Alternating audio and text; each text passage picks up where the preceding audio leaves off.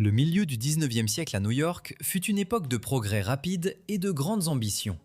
Pourtant, c'est précisément à cette période, sous les rues bruyantes de la ville, qu'une histoire a commencé à se dérouler. Une histoire qui, aujourd'hui encore, soulève plus de questions que de réponses.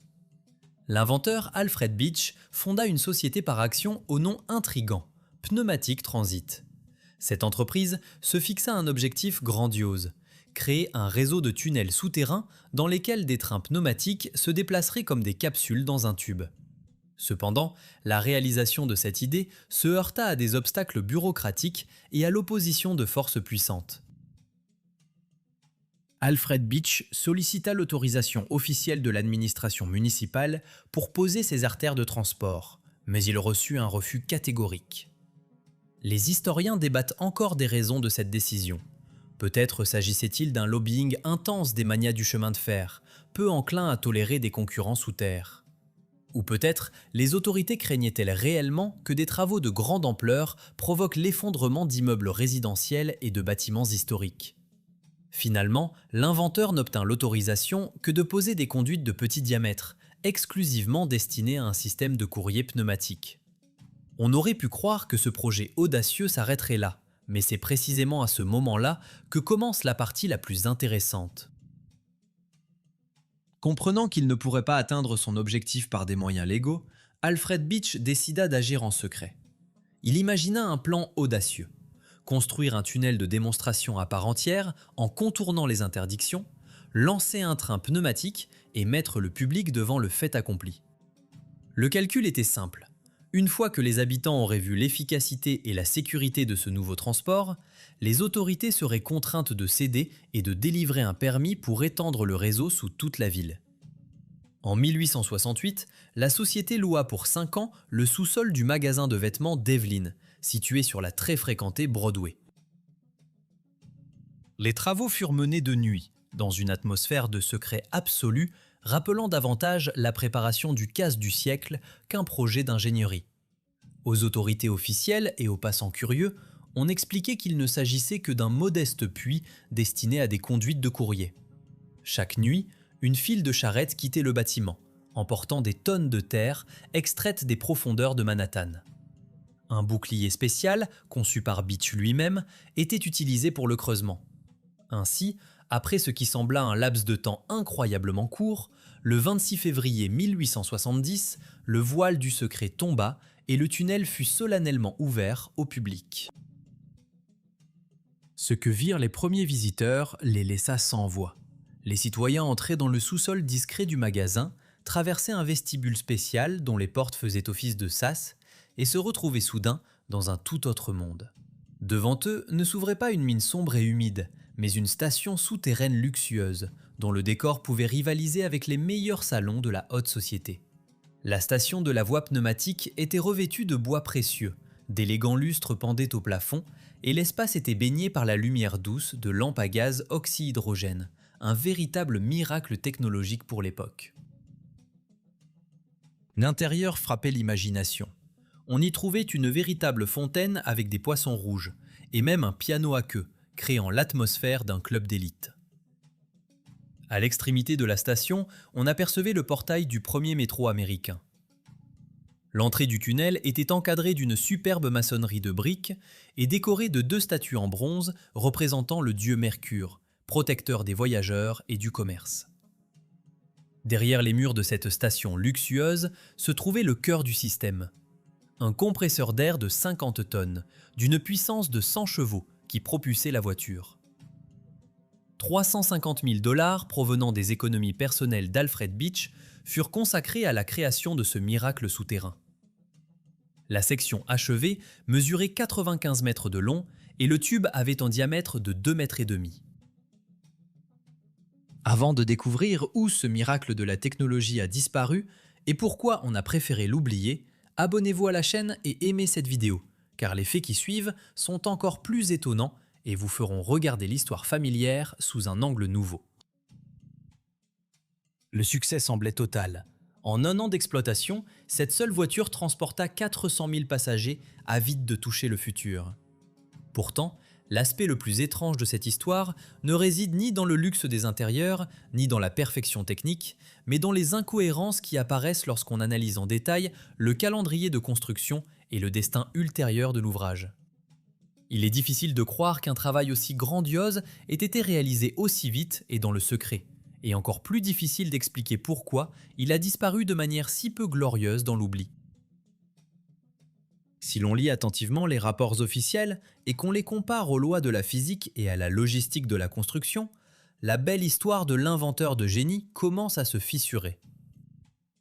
Passons à une arithmétique simple qui remet en cause la possibilité même de réaliser un tel projet dans les délais annoncés. Selon la version généralement admise, la phase principale du creusement n'aurait duré que 58 nuits. Dans ce laps de temps dérisoire, les ouvriers étaient censés non seulement extraire la terre sur près de 100 mètres, sous l'une des rues les plus fréquentées du monde, mais aussi effectuer toute une série d'opérations d'ingénierie complexes. On nous demande de croire qu'en moins de 2 mois, en travaillant exclusivement la nuit, l'équipe d'Alfred Beach aurait réussi à évacuer des milliers de mètres cubes de terre, à ériger une maçonnerie parfaite pour les voûtes, à achever l'aménagement complet de la station, à installer les éléments décoratifs et, chose la plus incroyable, à assembler et régler des équipements gigantesques. Il s'agit d'un compresseur d'air de 50 tonnes et de lourdes structures en fonte. Même avec des technologies modernes, des machines de creusement puissantes et un travail continu 24 heures sur 24, respecter de tels délais relèverait presque de la fantaisie. Et au XIXe siècle, avec le travail manuel et la nécessité de maintenir un secret total, cela paraît absolument impossible. Comment aurait-on pu livrer et installer sans se faire remarquer une machine de 50 tonnes dans un sous-sol sans attirer l'attention de tout le quartier ? L'histoire prend un tournant brutal et nous transporte au XXe siècle. Après le krach financier de 1873 et la fermeture du projet, le métro pneumatique fut effectivement oublié. L'entrée fut murée et un incendie qui détruisit le bâtiment à la fin du siècle effaça définitivement les traces de la station. Cependant, en 1912, lorsque des ouvriers posaient une nouvelle ligne du métro de Broadway, ils tombèrent par hasard sur un mur de briques qui ne figurait sur aucun plan. En le perçant, les constructeurs se retrouvèrent dans ce fameux tunnel légendaire. Un tableau saisissant s'offrit à eux. Le temps semblait s'y être arrêté. Le tunnel était en excellent état, malgré des décennies d'abandon. À l'intérieur se trouvait ce même bouclier de creusement. Des rails rouillés disparaissaient dans l'obscurité. Et la voiture du métro pneumatique reposait sur les voies, figée, prête au départ. On pourrait penser que la découverte d'un objet aussi unique aurait dû devenir une sensation nationale. C'était le premier métro de l'histoire du pays, un monument de la pensée technique, un musée prêt à l'emploi qu'il ne restait qu'à restaurer et à ouvrir aux visiteurs. Les autorités auraient dû être fières d'un tel héritage. Mais au lieu d'un retour triomphal de l'histoire, quelque chose d'étrange se produisit, ressemblant à une destruction délibérée des preuves. Le bouclier de creusement unique, qui aurait dû occuper une place d'honneur dans un musée technique, disparut sans laisser de traces. La voiture fut vraisemblablement envoyée à la ferraille ou simplement détruite. Personne ne chercha à préserver les intérieurs de la station. Plus encore, on tenta même d'effacer le souvenir de cet endroit. En 1932, la New York Historical Society commanda une plaque commémorative en l'honneur d'Alfred Beach, destinée à être installée sur le bâtiment de l'hôtel de ville. Pour des raisons inexplicables, les autorités n'accordèrent jamais l'autorisation nécessaire. La plaque prit la poussière dans des entrepôts et le nom du créateur du premier métro fut soigneusement entouré de silence. Une telle attitude de la part des autorités paraît suspecte. Habituellement, l'État cherche à immortaliser les réalisations de ses citoyens, surtout lorsqu'il s'agit d'une avancée technologique majeure. Ici, nous observons l'inverse. Une indifférence totale, frôlant le désir de dissimuler la découverte. Peut-être la raison réside-t-elle dans le fait que la préservation et l'étude de cet ouvrage étaient dangereuses pour la version officielle de l'histoire. Car si des ingénieurs et des historiens avaient commencé à examiner en détail la maçonnerie et les méthodes de construction, ils auraient pu parvenir à des conclusions dérangeantes. On a l'impression qu'Alfred Beach n'a pas du tout construit ce tunnel à partir de rien en un temps record. Il est plus logique de supposer qu'il a découvert un passage souterrain déjà existant, laissé par des bâtisseurs inconnus du passé. Sa construction n'aurait été qu'une opération de nettoyage et d'adaptation d'une structure ancienne à ses besoins.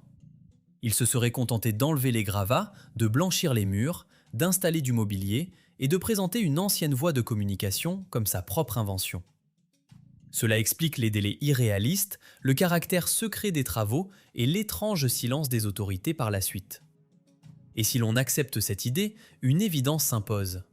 Le tunnel de New York est loin d'être unique. Des anomalies similaires sont découvertes de l'autre côté de l'océan Atlantique. Si l'on part du principe que le tunnel pneumatique de New York n'a pas été construit, mais simplement restauré, alors le fil de l'enquête nous mène inévitablement à travers l'océan, jusqu'à la capitale de l'Empire britannique. À Londres, on découvre une ressemblance frappante, presque mystique, entre le projet américain de la fin du XIXe siècle et des plans réalisés un demi-siècle plus tôt. Il s'agit des travaux du célèbre Marc Isambard Brunel, l'homme officiellement considéré comme le père du creusement moderne et le créateur du premier tunnel sous la Tamise. En étudiant attentivement les premiers croquis de Brunel conservés dans les archives britanniques, on remarque un détail étrange. Son projet de tunnel sous la Tamise présente une forme de section très particulière. Ce n'est ni un simple cercle, ni une arche, mais une figure géométrique complexe. Un cercle parfait dont la partie inférieure est entaillée par une plateforme rectangulaire. Cette forme correspond jusque dans les moindres détails, y compris les proportions de la maçonnerie, à ce qu'Alfred Beech présentera au public à New York des décennies plus tard. Une question naturelle se pose. Comment est-ce possible ? L'histoire officielle nous dira que la pensée technique évolue en parallèle et que des problèmes similaires engendrent des solutions similaires. Mais ici, nous sommes confrontés à un paradoxe temporel. Brunel réalisa ses croquis au début du XIXe siècle, à une époque où personne ne pensait encore à un métro pneumatique. Et Beech ne commença sa construction qu'après la guerre de sécession aux États-Unis. L'inventeur américain aurait-il pu voir les dessins secrets de l'anglais ? Cela paraît extrêmement improbable, car les premiers croquis de Brunel n'étaient pas publiés et restaient dans des archives privées. Il existe une autre explication, plus audacieuse. Et si Marc Brunel et Alfred Beech n'avaient pas inventé la forme du tunnel, mais s'étaient contentés de dessiner ce qu'ils voyaient de leurs propres yeux? Imaginons que Brunel, comme son collègue américain, soit tombé sur des entrées d'un ancien système souterrain. Dans ce cas, ces célèbres dessins ne seraient pas le fruit de l'imagination, mais un compte-rendu d'inspection d'un ouvrage déjà existant. En ingénieur consciencieux, il aurait simplement consigné la forme d'un ancien collecteur ou d'une artère de transport qu'il fallait dégager de la vase et de l'eau. Cela explique pourquoi deux tunnels, séparés par des milliers de kilomètres et des décennies d'histoire, se ressemblent comme des jumeaux, conçus selon une norme unique. La trace de cette mystérieuse civilisation souterraine s'étend encore plus à l'est, jusqu'à l'Empire russe. Peu de gens savent qu'avant son triomphe à Londres, Brunel proposa ses services à l'empereur russe Alexandre Ier. En 1814, un projet grandiose de traversée de la Neva à Saint-Pétersbourg fut discuté. À l'origine, il s'agissait précisément d'un tunnel que Brunel se disait prêt à réaliser. Cependant, à la dernière minute, l'idée fut abandonnée au profit d'un pont. Les historiens évoquent des difficultés techniques, mais la raison était peut-être différente. Les ingénieurs ne parvinrent tout simplement pas à pomper l'eau des anciennes galeries découvertes, ou jugèrent leur restauration trop dangereuse. Aujourd'hui encore, des rumeurs persistantes circulent parmi les habitants de Saint-Pétersbourg et les explorateurs urbains au sujet de l'existence d'un gigantesque passage souterrain reliant Kronstadt au continent, passant sous le fond du golfe de Finlande. On raconte que cet ouvrage est désormais utilisé par l'armée et fermé aux regards indiscrets. Si l'on pouvait observer sa section, il ne serait pas surprenant qu'elle présente la même forme, un cercle avec une base rectangulaire. Des structures similaires existent également au Canada, où le plus ancien tunnel de Brockville, aujourd'hui utilisé comme égout, possède une architecture identique. Tout cela conduit à l'idée de l'existence d'une norme mondiale unique appliquée par d'anciens bâtisseurs. Comme si, autrefois, bien avant l'ère de la vapeur et de l'électricité, la planète avait été enchevêtrée dans un réseau de voies souterraines unifiées. New York, Londres, Saint-Pétersbourg, les villes canadiennes, partout on retrouve la même écriture technique, la même technologie de maçonnerie, les mêmes dimensions. Les bâtisseurs du 19e siècle, que nous avons l'habitude de considérer comme les pionniers de l'industrialisation, ont en réalité agi comme des archéologues. Certains, comme à New York ou à Londres, ont eu plus de chance. Ils ont découvert des sections sèches et presque intactes, où subsistaient même des vestiges d'équipements, ensuite présentés comme leurs propres inventions. D'autres ont eu plus de difficultés. Mais si en Amérique et en Angleterre les tunnels furent découverts pratiquement prêts à l'emploi, en Europe continentale, des preuves d'un tout autre type ont été conservées. Là, le processus de construction du métro ressemblait non pas à la pose de nouvelles lignes, mais à une fouille archéologique massive. Pour le voir de nos propres yeux et comprendre comment ces artères anciennes furent ramenées à la vie, il faut nous transporter à Paris, au début du XXe siècle. Paris, ville de lumière et de romance, conserve sous ses pavés des preuves d'une nature tout autre, des indices qui, correctement interprétés, sont capables de bouleverser notre vision du monde. Si à New York et à Londres, les tunnels étaient souvent trouvés déjà propres et prêts à l'usage, dans la capitale française, la création du métro se transforma en une immense opération archéologique, que l'on appela construction par erreur. Les archives ont conservé des centaines de photographies du début du XXe siècle, et ces clichés en noir et blanc racontent non pas la pose de nouvelles voies, mais l'excavation d'une ville ancienne et oubliée. En observant attentivement les détails de ces chroniques visuelles, on remarque la même anomalie récurrente. De nombreuses photos montrent d'immenses fosses béantes au milieu des rues parisiennes. Mais au lieu de voir des coffrages pour couler le béton ou des murs en cours d'élévation, on observe des ouvriers munis de pioches et de pelles qui se contentent de dégager de la terre compactée autour de voûtes en pierre déjà achevées.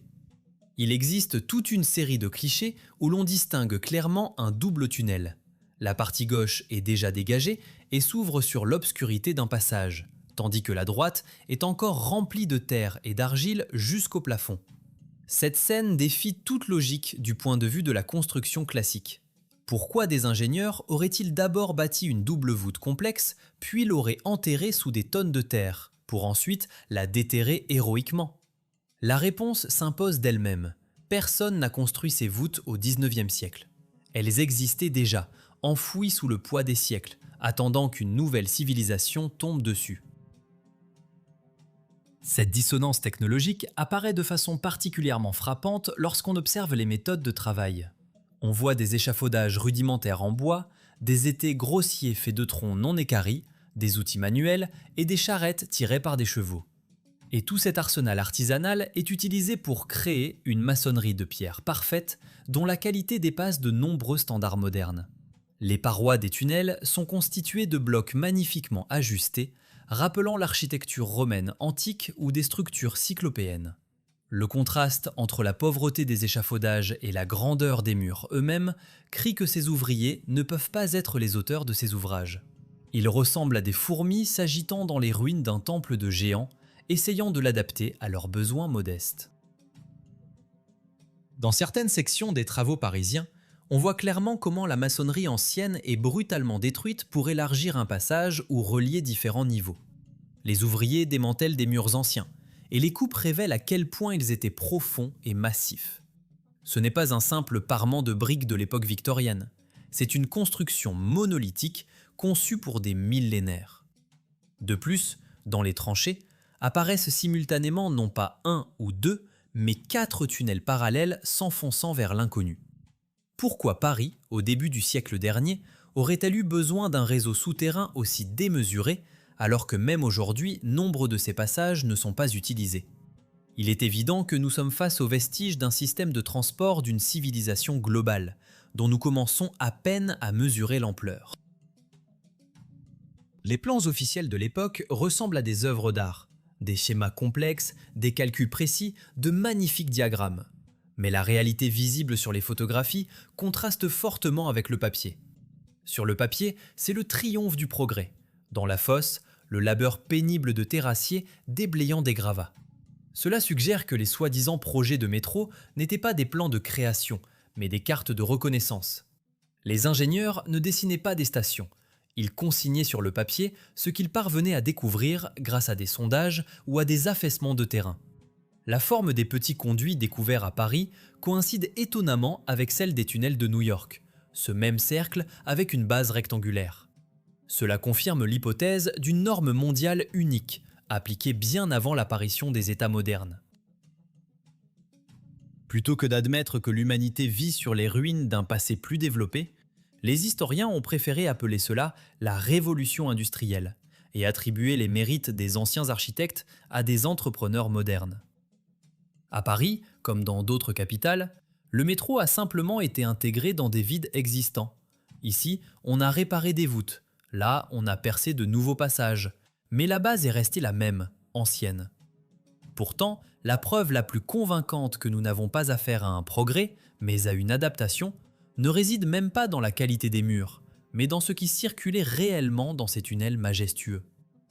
Le coup de grâce porté à la version officielle de l'histoire vient d'une dégradation évidente des technologies, impossible à dissimuler. Le coup de grâce à la version officielle de l'histoire est porté par une dégradation manifeste des technologies, impossible à ignorer si l'on compare deux événements marquants séparés par une courte période. Transportons-nous en 1904, lors de l'ouverture officielle et largement médiatisée du métro de New York. Les journaux proclamaient le triomphe du progrès, les foules se réjouissaient, mais qu'a-t-on réellement montré au public? Le maire McClellan conduisit personnellement le premier train.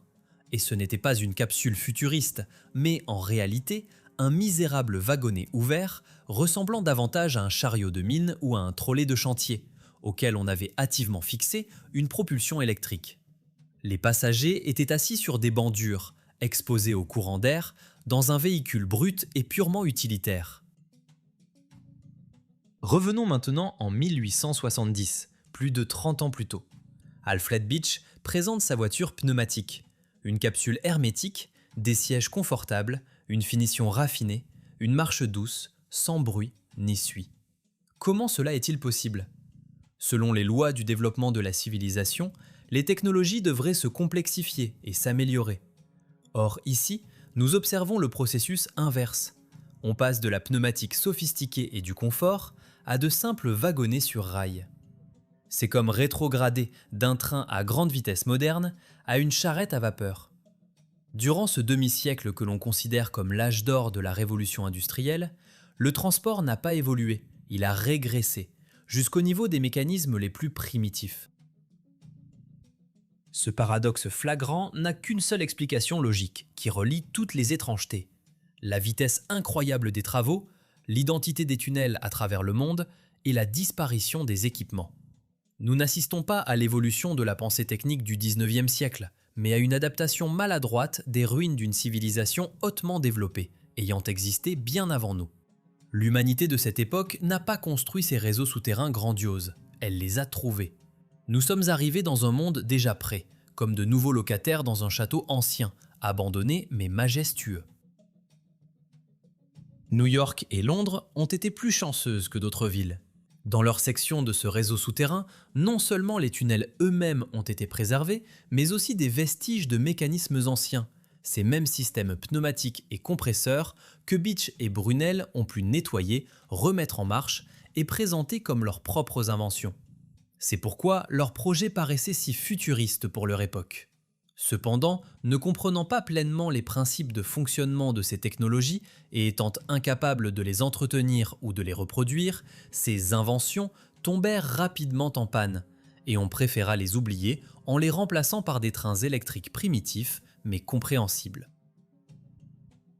Ailleurs, comme à Paris ou dans de nombreuses sections de ce même New York, les chercheurs ne tombèrent que sur des tuyaux vides, d'immenses couloirs de pierre remplis de limon et de boue après un cataclysme inconnu.